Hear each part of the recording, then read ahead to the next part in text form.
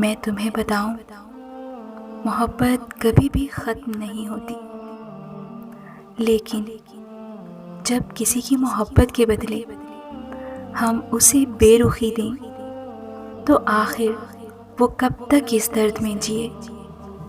क्या उसने हमसे मोहब्बत इसलिए की थी कि हम उसके दुख समेटने की बजाय गमों का समंदर तोहफे में दें, हर वक्त उसे अपनी बेरुखी से ज़ख्मी करें।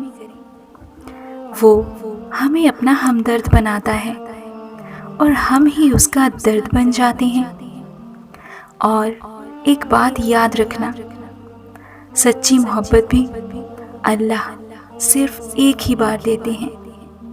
अब चाहे तो उस मोहब्बत को अपना कर ज़िंदगी को खूबसूरत जन्नत बना लो, चाहे तो उसे अपनी बेरुखी से खोकर सारी ज़िंदगी मोहब्बत को तरसते रहो।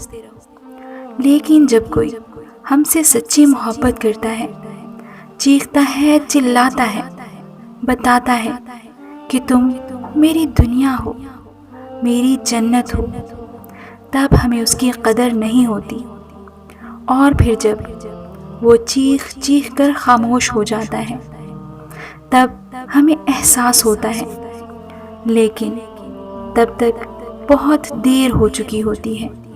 हाँ, बहुत देर।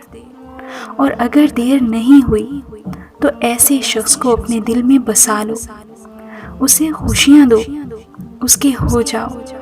हाँ, फिर ज़िंदगी जन्नत बनती देखो।